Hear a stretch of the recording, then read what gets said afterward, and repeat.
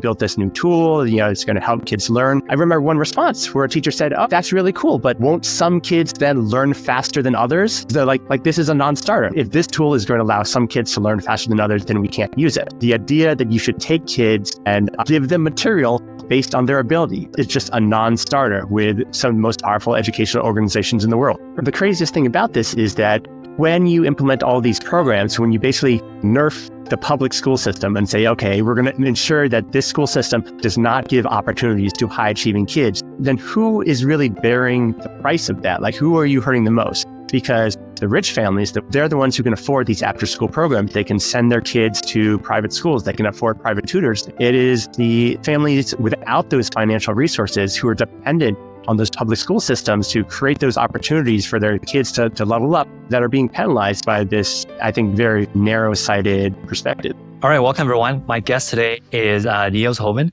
Niels is the founder of Mentava, an education startup that's teaching 2-year-olds to read at a second grade level and more. I'm excited to talk to him about why he thinks K-12 education is broken for high achieving kids and how he's building a software to enable personalized learning, and also we'll close with a discussion about AI.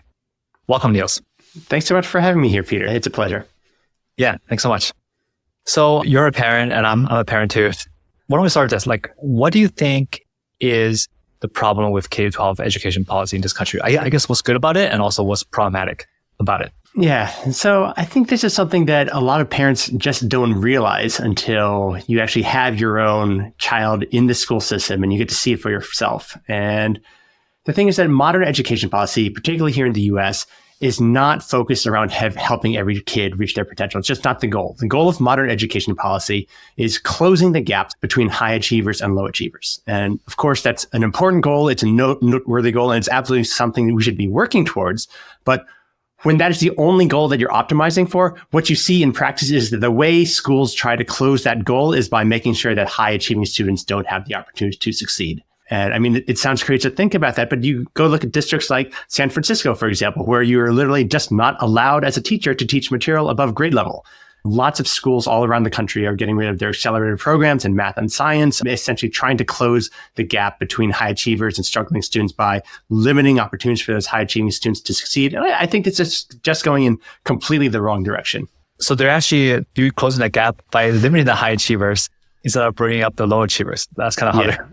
Yes, and it's so frustrating to see because it means that there's this whole audience, there's this whole segment of high achieving kids who want to be learning more, like who actually want to be going to school and learning more, and their learning needs are not being met. And what are some of the most provoking or craziest examples you've seen of this in action? Like you mentioned San Francisco. Yeah. Do you have any other examples? Yeah. I mean, I think the one that was most visible was probably the fight for 8th grade algebra in San Francisco and now statewide in California, where about a decade ago, San Francisco said, okay, so it used to be the case that if you were a 7th grader who was ready to take out, most kids would take algebra in 9th grade. If you were a 7th, maybe most kids took algebra in 8th grade. Most kids took algebra in 8th grade. If you were a 7th grader who was ready, you could sort of go a year up and you could take algebra a year early. But basically, because some kids were failing algebra in 8th grade, they said, okay, across the board, now everybody is going to take algebra in 9th grade. Those kids who used to be able to take it in 8th grade, sorry, you're going to take it in 9th grade. The kids who used to be able to take it in 7th grade, sorry, you have to wait until 9th grade. I took algebra in 4th grade, but sorry, they would have said, you have to wait until 9th grade. And this was, San Francisco, there's all this drama about it where San Francisco basically lied through their teeth and created all this false evidence that this was actually a good program. And it got to the point where it actually almost went statewide. So California was rolling out their new state math curriculum, and they wanted to adopt this San Francisco policy of getting rid of middle school algebra statewide. And it was only by a sustained sort of activism push by college professors, mathematicians, everybody saying this is a bad idea, that actually we should be allowing kids to learn math. That did not end up going statewide. And the crazy thing about some of this is that these are not unpopular policies. The idea of allowing children to read is not an unpopular policy. It's just that these anti-excellence activists have become ensconced in education policymaking, and they are pushing these very unpopular policies. In San Francisco, they actually had to do essentially a citywide referendum. There was a public vote that was required to say, look, school board, we actually believe that you need to allow our middle schoolers to allow algebra, to be taught algebra again. And it passed with, an 80% approval rating. Like these are overwhelmingly popular policies of supporting kids' learning needs being driven by, essentially activist policymakers. I wonder what are the incentives like driving some of these policymakers? Like, in a company, you have people trying to game promotions and stuff, but like maybe they have some sort of like metric they're trying to optimize for, or maybe they just want everyone to be equal. Like, do you have any insight into that? Yeah. I mean, I think that's basically it. There's sort of two perspectives on what is the role of education. And I think most people look at it and say that the role of education is to provide opportunity to everybody. And other people look at education and say education is supposed to be an equalizer, right? That a successful educational program will essentially optimize for equal outcomes. And unfortunately, that is essentially the dominant perspective among policymakers who are setting these educational goals. And they're evaluated on how good a job they do of closing this gap between high achievers and struggling students. And it is pervasive. I mean, I think I wasn't exposed to how strongly people feel this opinion that school should be an equalizer until I was at Class Dojo, and I started having conversations with teachers or district leaders. And I would say, hey, we're at Class Dojo. We built this new tool. It's going to help kids learn. And I remember one response where a teacher said, "Oh, like that's really cool, but won't some kids then learn faster than others?" As though like this is a non-starter. If this tool is going to allow some kids to learn faster than others, then we can't use it. You can go to the National Council of Teachers in Mathematics. This is the world's largest math education organization. And you can go to their website and read position statements from their president talking about how bad the idea of ability grouping is. Like the idea that you should take kids and give them material based on their ability and allow them to progress based on their ability is just a non-starter with some of the most powerful educational organizations in the world. That's crazy because at least in the Bay Area, where I live, I know that all the parents are going crazy trying to send their kids to after school programs, trying to get ahead. So in reality, you just basically make the parents spend more money to try to get their kids ahead because the school system is not supporting this. Right. The craziest thing about this is that, when you implement all these programs, when you basically nerf the public school system and say, okay, we're going to ensure that this school system does not give opportunities to high achieving kids, then who is really bearing the price of that? Who are you hurting the most? Because the rich families, the wealthy families, the families with other options, they're the ones who can afford these after school programs. They can send their kids to private schools. They can afford private tutors. They can leave the Bay Area and find a better school system. It's the families without those financial resources who are dependent on those public school systems to create those opportunities for their kids to level up that are being penalized by this, I think very narrow-sighted perspective. Yeah, you're basically lowering the bar for everybody. And I have money to spend to send my kids to these after school programs. But yeah, if this stuff costs hundreds of thousands of dollars every month. And if you don't have money, then you're kind of screwed. Yeah. Yeah. I think if you are one of those unfortunate families who has, a high achieving kid, but you don't have, money to dump on them, then you're dependent on the public school system to serve that kid. And currently it is not doing that. Personally, I think the math education in this country is especially lacking for some reason. I only took grade 1 in China, but in China, I already knew, I think in grade 1, they already started teaching algebra. And I have a 6-year-old. And I try to introduce some algebra concepts to her, 3 plus x equals 5. What is x, right? And it's actually pretty simple to grok for kids. I don't think it's that complicated. So just have to be exposed to it. It is. And I think if you go back and you look at the Common Core standards, essentially the math standards in the United States, they sort of make sense if you think of them as a minimum bar. That we expect every kid to get over this level, this hump. But instead of becoming a minimum bar, instead of becoming a floor, it has become everybody has been pulled down to that floor. This is the expectation for every kid, and we don't want to allow you to move faster. So what are the expectations? What are the Common Core curriculum standards for kindergarten? It's basically count to 20. And what are the common core standards for, first grade? It's like add the numbers 1 to 10, being able to add the numbers up to 20, maybe doing some subtraction. So you probably know, like if you're hanging out with smart families with smart kids, you probably know 3 to 5-year-olds who are well through first grade math standards, and they're going to go to school and they will not be taught any more math for the next 2 years. They'll just sit in the class and be bored out of their minds. And that's what they're going to think that school is. That's crazy. That's crazy. Yeah. So if you're a parent of one of these like high achieving kids, like what do you think is the unlock here? Like, do you just have to keep sending your kids to after school education, or like, what can you do? I mean, it's so hard because it's like, what is the unlock during the school day? There's only so much you can do to affect what your child is being taught in school. And I think the biggest takeaway that I can give parents is that you should never be ashamed of advocating for your own child. If you have a child who is capable of more, who needs more opportunity, whose learning needs are not being met in school, if they are bored in school, the only way that they're going to get those opportunities is if you advocate for them. And the crazy thing is, this is not just private schools. I mean, this is not just public schools. These attitudes infiltrate private schools as well. I have a friend who is a hedge fund manager in New York. So essentially, like, money is not an issue. They can afford anything they want. Their kids were in one of the best schools in Manhattan, and his kid was not being supported in math. And he went to the school to advocate for his kid. And the school basically said, look, we have a whole waiting list of people who would be dying to take your kid's place in our school. So if you don't like the way that we teach math, you are welcome to clear out, and we'll find someone else to take your spot. And that's what he ended up having to do. So this person for whom money is essentially not an option is now homeschooling his kids because there was no price that could buy them an acceptable education. That's crazy. Yeah. It is crazy. Now, I think that there is essentially the needle that we're trying to thread, that I hope we can thread with Mentava, is independent study. And this is actually how I learned math as a kid. And so when I was a kid, I was a year ahead of math in elementary school, in K through third grade. And that worked fine. In second grade, I would just go to the third grade classroom and I would learn math there. And then in third grade, my school didn't have a fourth grade. It only went up to third grade. So they didn't have a classroom for me to go to. And so that year, during math class, for an hour, I would just go to the back of the classroom. I would study out of a book. And then at the end of the class, I would rejoin my class, my peers for the rest of the day. And it was fantastic. I got to go to a public school with friends from my community, with kids my own age. I got to study at my own pace. I didn't have homework. I essentially did that for the next 4 years until I rejoined a regular class in seventh grade for pre-calculus. And so that is a way that kids can basically, to me, what I think about it is the unbundling of school. So school is a bundle of childcare plus academics.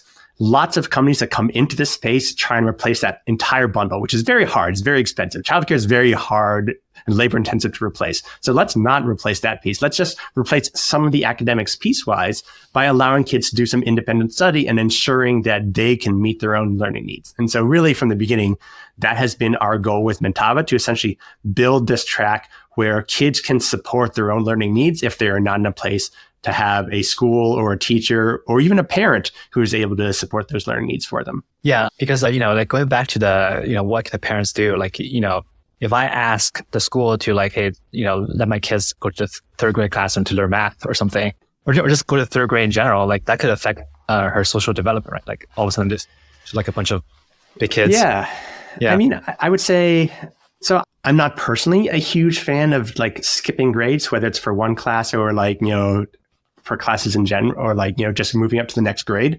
But on the other hand, there's a lot of research behind it that says it's not that bad, and a lot of kids really like it. So I don't know about the social development, but the real problem is that it doesn't actually solve the problem, because the problem is not that they're a year up in math. The problem is that for a lot of these kids, they can learn 2 or 3 years of math in a single year. They want to learn faster. They're hungry to learn. You've seen kids who are learning to walk. They fall down, they get up again. They fall down, they get up. They're so hungry to make that progress. And for a lot of kids, they have that in school also. And so it doesn't matter if you go to the next year up, because that class is still learning 1 year of math a year. It's still really boring. And so how do you compensate for a kid who just wants to be learning more faster? Got it. That makes sense.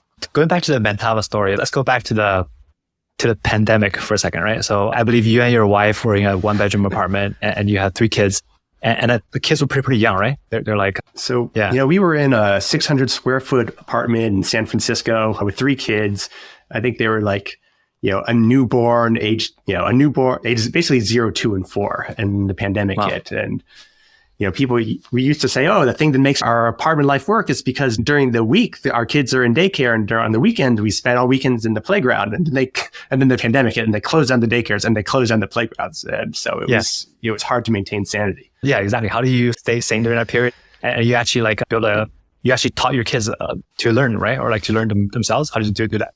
Yeah. So, my wife and I were still we were working full-time jobs. We kind of shifts during the day. So I would do calisthenics with the kids in the apartment in the morning to try and burn off a little bit of steam. But then they're hungry. They want to learn. So what do we do? I had 2 kids who are hungry to learn at the same time. I can't teach both of them at the same time. We're also taking care of the newborn while also, doing my own work. And so the only way to essentially make that work is to give them the skills to teach themselves. And it turns out that kids can build those skills a lot faster than you would think, especially with the new tools that we have with software. And one thesis that we've always had from the beginning for Mentava is that the hard part of learning, the hard part of solving education is not actually the teaching. It's not the curriculum. It's we know how to teach reading. It's phonics. We know how to teach math. We've been teaching math for hundreds of years. The hard part is just keeping the kids' interest and keeping them motivated during the period of time that you need them to focus. And fortunately, that is also a solved problem in gaming, right? You go walk through a casino, walk through the slot machine aisle, and look at all the people just pulling those handles over and over again, and tell me that we haven't solved motivation. We have solved human motivation. So the hard part is basically, how do you put those two together and solve motivation in a piece of software that is also doing a legitimate job of teaching, and then get that to a kid? And so I went out looking and tried to find some pieces of software that actually did this. And it turns out that, most education software is actually pretty terrible. It's more designed for edutainment. It's babysitting without guilt. But we found a couple of pieces of software that I thought were pretty good at the time. One of them was Headsprout, which was a phonics-based, essentially learn to read piece of software. It wasn't great, but it was good enough. You could see the direction where it needed to go, and it was good enough to essentially get my kids learning. And then after Headsprout, we moved into Dreambox, which is still live. It's a pretty good piece of sort of gamified math learning software. I think it's got some issues, but it was also good enough for my kid. And I liked both of those, and they were super effective. So you just gave them 2 separate iPads and then loaded the software? So I only had one of whom was old enough to read. So the oldest one got the iPad and essentially learned to read on that. And then once he was able to read, then I migrated him into math, at which point my next youngest daughter was like, I want to play all these games also. And I said, she was 2 at the time. And I said, oh, you're far too young to learn how to read. But, we have this software, so let's try it. And then she learned to read. So yeah, it worked out really well. Yeah, I mean, the iPad is the iPad, parents, try to avoid screen time. But I think it's not the iPad problem. I think it's the stuff that's on the iPad, right? If you just let your kids watch YouTube, they usually go down the wrong direction. So exactly right. I think YouTube is it's like brain candy. It's it's junk food for the brain. And when we say that junk food is bad, we don't ban all food. We just ban the bad food. And the problem is I see why parents come to this conclusion, because you look at essentially, if the screen is a grocery store, basically 99.9% of everything that's available through it is junk food. So you look at it and you're like, okay, this is all junk food. Let's ban it entirely. But if you look for it, there are examples of really high quality software, and we're trying to make that better understood. I think there's a big difference essentially between passive consumption and active learning. Active learning on a screen tends to be self-limiting. Your brain gets tired. You're done after, for a young kid, 15, 20 minutes. That's all the learning you're going to do at that sitting. And then you're done with the screen. Yeah. I had to delete YouTube and they have YouTube Kids, but I had to limit to 5 channels that I approve. Yeah. They can watch that. Yeah. It's fun actually, because with our customers, the parents who are strictest about screen time are the ones whose kids tend to do the best in Mentava, because they're not used to essentially this brain rot on YouTube. It's not like our vegetables are no longer competing with candy. The kids are like, oh, I can do screen time. This is amazing. Let me just learn how to read super, super fast. And they have a great time. Got it. That makes a lot of sense. Yeah. So let's talk about Mentava. So what is the software like? What does the software do? And why did you want to focus on the early age for the first version, I guess? Yeah. Yes, I don't know if this is something that I've talked about that much, but when I started Mentava, what I actually wanted to teach and still want to teach is actually math. What I really want to teach is math and computer science, because that's where I see the biggest opportunity to essentially accelerate kids far beyond what's possible in schools. But in order for kids to be able to teach themselves math, first they have to be able to read. And so during the early pilots of Mentava, I actually was doing both of these at the same time. I wanted to focus on math. And I said, okay, if you have a 3-year-old who's able to read, or you have a 4-year-old who's able to read, just come to me and we'll focus on math. And if they're not able to read yet, like, well, okay, we'll figure out how to get them reading. And then it turned out nobody had 3-year-olds and 4-year-olds who were able to read. And I was like, what? My 3-year-olds and 4-year-olds, they're all reading. Why is nobody else teaching their kids to read? And so if we wanted to accelerate math, it turned out that we needed to teach kids to read first. And so that's what we've started doing. And like a very tactical thing to learn how to read, like you have a booklet on this, right? But learning the ABCs doesn't actually help you learn how to read, right? I think I've sort of become less dogmatic about this lately, but it is something that I still believe that if you have an early reader, learning the names of the letters is not helpful. Because, if you're sounding out the word cat, the names of the letters, C-A-T, like that does not help you sound out that word. Like the sounds are k, a, t.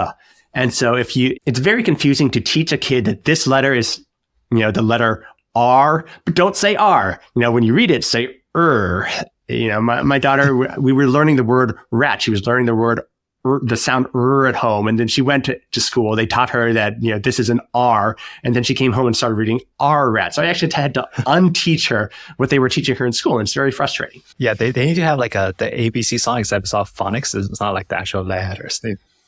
Yeah. I don't know if I don't have a book. We actually built a book to do exactly that. The alphabet book based on phonics, because there's there's 44 sounds in the English language. There's only 26 letters. So most of the sounds in English are actually written with more than one letter.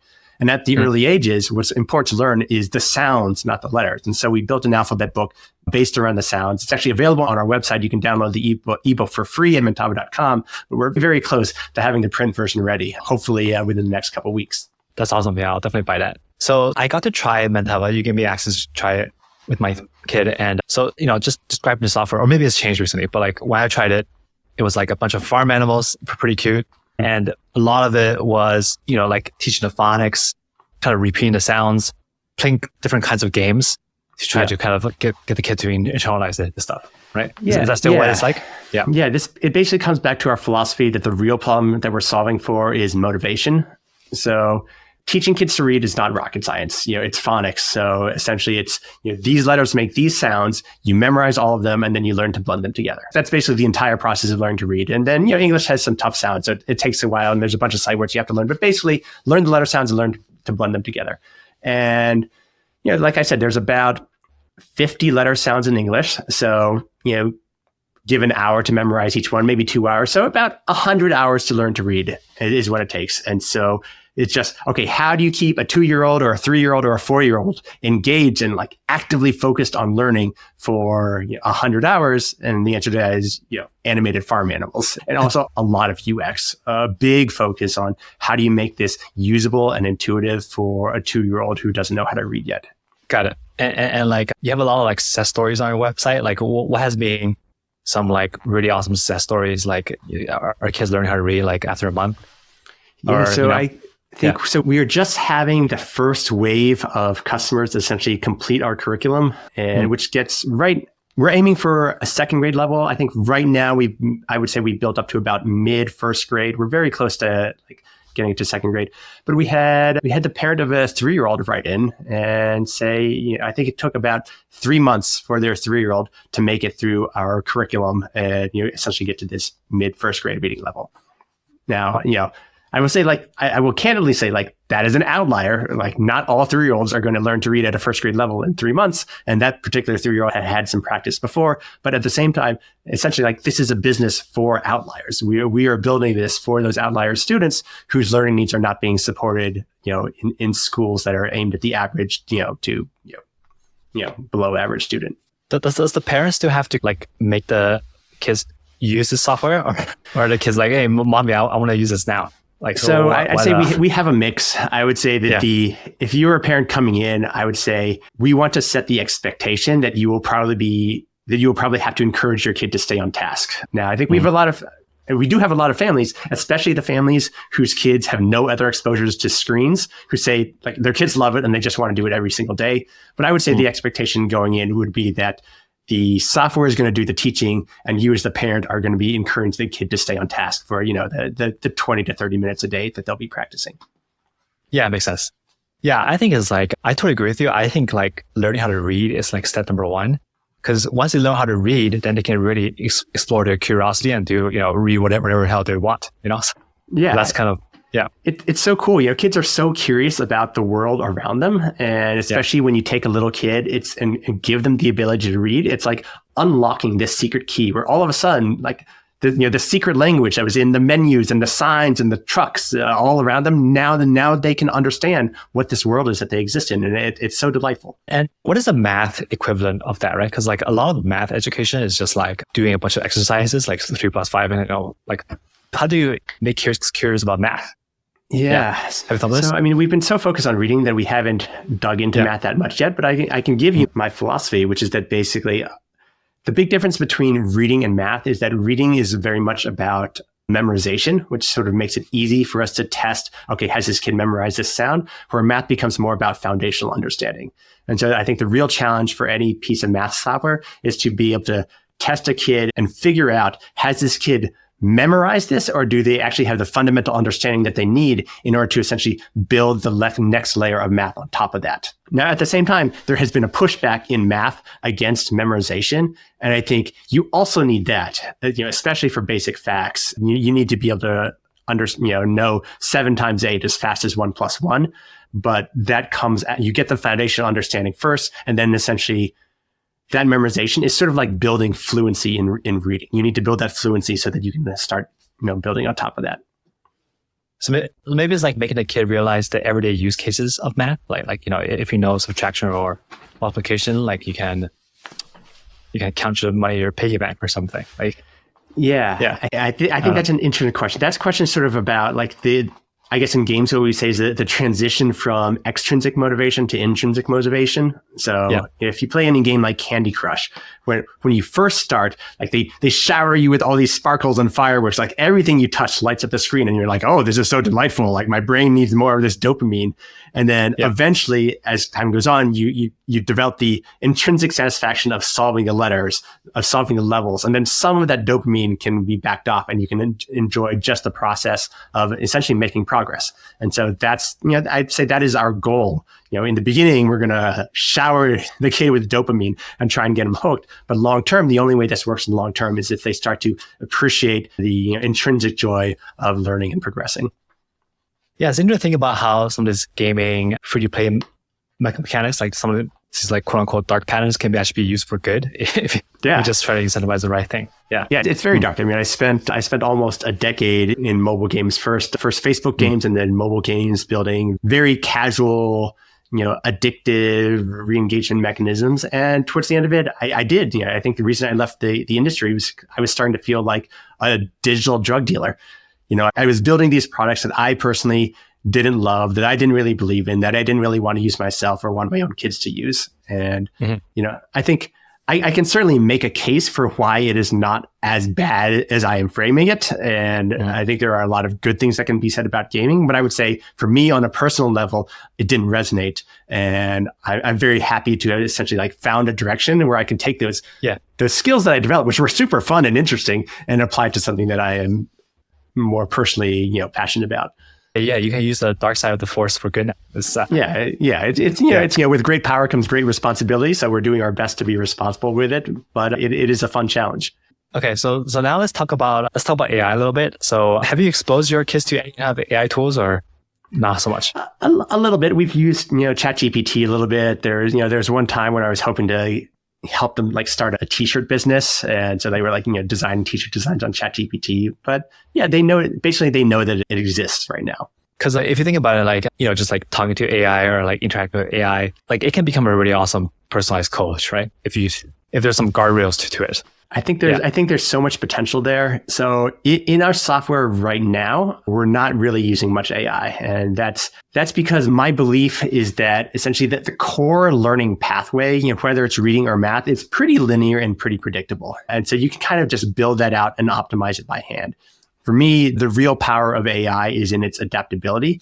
And so what I see as the main use for AI is essentially having this very core optimized learning pathway that is probably somewhat deterministic, not AI based. But then when someone gets confused and falls off of it, then you have the AI teacher essentially performing like a coach to essentially catch you in that safety net and guide you back onto that optimized learning pathway.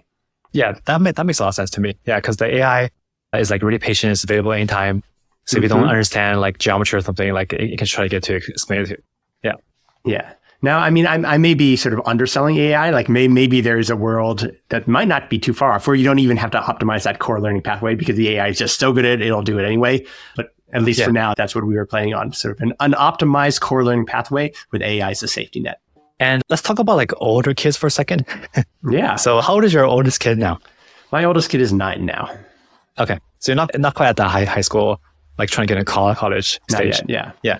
Like, what do you think, like, by the time your oldest kid grows up or by the time my kids grow up, do you think getting to like the Ivy League is still going to be a thing or do you think it's going to be different or like, what's your... I hope it won't be, but I think it probably will be. Like, they're a very entrenched institution. I think of them as the college credentialing cartel. If you've done any research into college, you know that the main value of college is not the learning that happens there, it's the credentialing. And so I think it's actually a really interesting question to ask, why is this happening? Why have these institutions that charge $500,000 for this empty credential, why are they able to persist? And my belief there is that it's actually an artifact of this K-12 system, which is trying to essentially optimize for equal outcomes. So basically you have this K-12 system, which is trying to ensure that kids come out of the system as indistinguishable as possible. And then you have employers who want to say, okay, I don't want just any kid. I want the top kids. I want the very, very high achievers who are motivated in a high agency and very smart. But they can't find this. And so colleges essentially become the middleman. They're like the talent scouts. They're like, okay, we are going to go out, we're going to look at SATs, we're going to look at grades, we're going to do the heavy lifting of figuring out who the talented kids are. And then we're going to be essentially the kingmakers. We're going to stamp them with credentials. We're going to charge them an arm and leg for that. And then we're going to, feed them off to the employers. And so I think it's really interesting to ask, what happens in a world where you start allowing those kids in K-12 to actually distinguish themselves and show what they are fully capable of. And I think what that starts to look like is it starts to look more like sports. Because in sports, we don't have this idea that every kid has to look the same. We say, okay, if you're LeBron James, you should achieve your fullest potential and you should play in the varsity league, not the JV league. And what happens there? Well, LeBron James did not have to go to college because he was able to showcase his potential while he was still in high school. And all the employers, the NBA, said, that kid is incredibly talented. He does not need to go to college. We want to hire him right now. And maybe that won't get rid of colleges entirely, but I think what it will do is it'll mean that elite college credential is going to be worth a lot less money. They won't be able to justify the same price tag that they can justify right now. And to me, that would be a huge win. Yeah, like I've been working in tech companies for a while. And one of the schools that really stands out is Waterloo in Canada. Yeah. And, they stand out because all the kids who go there, by the time they graduate, they have 8 internships at different companies. So then, my thinking is why don't you get the high schooler to actually just start a company or try to fail a little bit instead of trying to get perfect grades or do the stuff that doesn't actually matter in the real world. It's true. I totally agree. I mean, I think you're starting to see that more in the real world where essentially I would say that colleges are beginning to sort of dilute their own credential. They haven't diluted them so much that they're worthless. But for example, being hired by Facebook is now a stronger signal. It's a better credential than, say, a Stanford degree. Right. So there are now better credentials out there than a college degree, and you can find ways to get those credentials earlier. And so I think there's some story where Facebook hired, some 16-year-old or something who had built an app that had gotten to #1 on the App Store. And so there are credentials that you can get on your own for free or even make money while doing it that are going to be worth more than that sort of standard path credential of going to Stanford. And so with my own kids, I really want to find that essentially credential path without having to go play the elite college admissions game. Yeah, I really strongly believe this too, because that kid who built app, Michael Saban, he's building skills that actually matter in the real world, right? If he doesn't get a Facebook, he can actually build another app and just get some real customers. But the people who are playing the game aren't building real skills, man. They're Yeah, I have told my kids that I don't care about their grades. I don't want them to be stressing out over good grades. I don't want them to be stressing out over college admissions. Yeah. If they find a way to be excellent and like make it into an amazing college, that's great. But if they can't, then we will find a way to work around the system. Like those doors are open. Everybody, when I wanted to become a product manager for the first time, everybody told me, this was back in the mid 2000s, you cannot be a product manager without going to business school and getting an MBA. And by that point, I had gone through grad school. I dropped out of my PhD. I was like, I am not going back to school again. I will find a way to do this without going back for an MBA. And I did the same thing. I built an app, and that was enough to talk me through the interview process and get into my first PM role. And then, I was kind of off after that. So like there are back doors. We'll find them. Yeah. The funny thing is, if you have an MBA right now, like, and you try to become a product manager, it's actually kind of frowned upon. Like, it's like, why do you have an MBA? The pendulum swings back and forth. And now it's like, you can't be a product manager if you haven't spent time at a FANG. Well, there's a backdoor for that also. So do you have any like closing words of advice for parents? Other than obviously check out Mentava. Like, do you have any other closing words of advice? Yeah, I mean, I think the biggest thing for parents of high achieving kids to understand is that school is not set up to support your kids. The goal of school is to close the gap between high achieving students and struggling students. And so your child will not have their learning needs supported. They will not be supported in learning at their own pace. They will not be encouraged to reach their potential. And so that is your role. You will have to advocate for them if you want them to have those opportunities. And your school will try to make you feel bad or guilty about doing that. They will say that other kids, have all these other needs too. But this is your child.